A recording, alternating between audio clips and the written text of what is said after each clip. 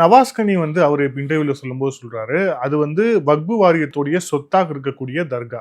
So அங்க வந்து இந்த மாதிரி இஷ்யூ நடக்குது அப்படிங்கிறது தான் நான் இன்ஸ்பெக்ட் பண்ண தான் வந்தமே தவிர, எங்களுக்கு அதை தூண்டணும் அப்படிங்கிற எந்த நோக்கமும் இல்லைன்னு சொல்றாரு. அது வக்ஃப் போர்டுக்கு இருக்கா?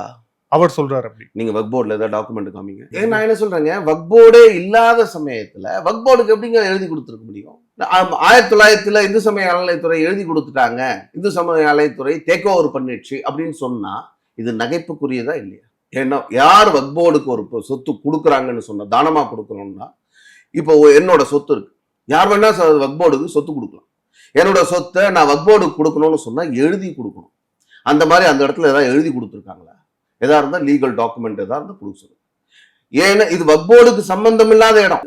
நீதிமன்றங்களுக்கு போறாங்க, நீதிமன்றங்கள்லாம் ரொம்ப தெளிவா சொல்லியிருக்கு, the whole mountain, the whole hill belongs to Murugan அப்படின்னு சொல்லியிருக்காங்க, லார்ட் முருகா.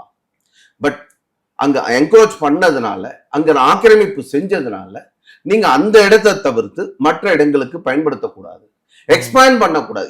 இப்ப இருக்கிற அந்த ஸ்ட்ரக்சரை தவிர்த்து புதுசா எந்த இடத்துலையும் ஆக்கிரமிப்பு செய்ய முயற்சி பண்ணக்கூடாது. இதெல்லாம் ரொம்ப கிளியரா ஜட்ஜ்மெண்ட்.